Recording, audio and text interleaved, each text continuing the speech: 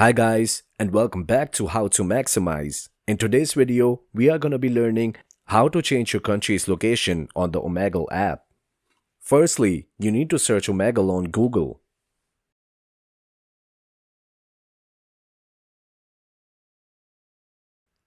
Now open the Omegle website. Now once you're on the website, you need to turn on the desktop view. In order to turn it on, tap on the three dots on the top right of the screen. Now tap on the desktop site option. Now you have to zoom into the screen to find the select language option. Tap on select language. You can choose your desired language and the country from here. Once selected, zoom out. See, now your whole location and your language is changed. Easy, right? Subscribe to the channel. See you next time.